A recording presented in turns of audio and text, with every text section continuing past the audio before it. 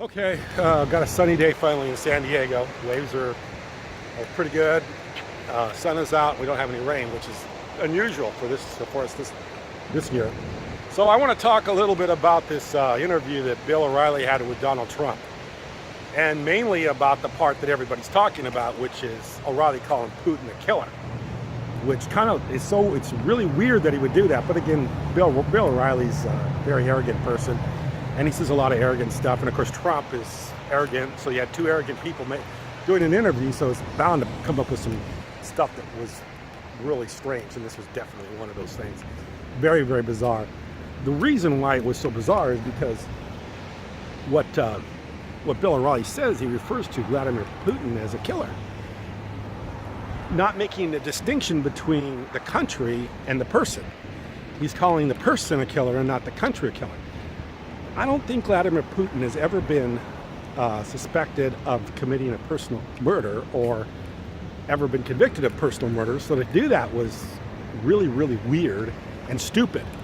In fact, the Soviets, the Russians, condemned him for it. And I thought the funniest part of this whole thing was Krauthammer had an interview with O'Reilly and said maybe the KGB might be after O'Reilly.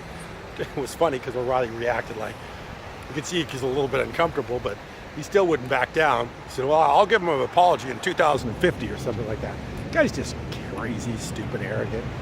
But then Trump comes back with something even stupider. And he says that the United States ain't so innocent themselves, which is another really, really crazy thing, because he's almost like indicting all military action as being, or some military action as being, some killing as being unjustified, or being murder, kind of in the same respect. It was a really weird exchange. He says Putin is a murderer. Trump comes back with, we're not so innocent ourselves. What did he mean by that? That is a crazy, crazy statement. And it shows you how shallow a thinker this guy is. In fact, when I heard that statement, that we're not so innocent ourselves, it's almost like he's coming back with this thing that, he's got these people around him like Bannon, who are very weird guys. They got some weird notion about stuff. And it's almost like this thing that they do, this anti-government thing they do, that he's not part of the establishment that's doing all that killing. That we're not so innocent ourselves, and these guys that before him were killers or murderers, which is really weird, really strange, really bizarre. But it shows you how shallow and ignorant this guy is as far as his comments and how he'll say stuff that doesn't make any sense.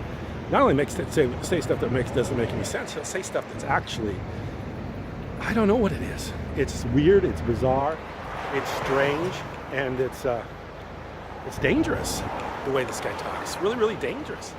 It's kind of scary how this guy talks. Because when he says stuff like that, there's so many ways people can take that. And so many ways that people take that in a negative way or in a strange way. And he's speaking for, an entire country, an entire military, when he says stuff like that. So this guy is really, he's got some problems.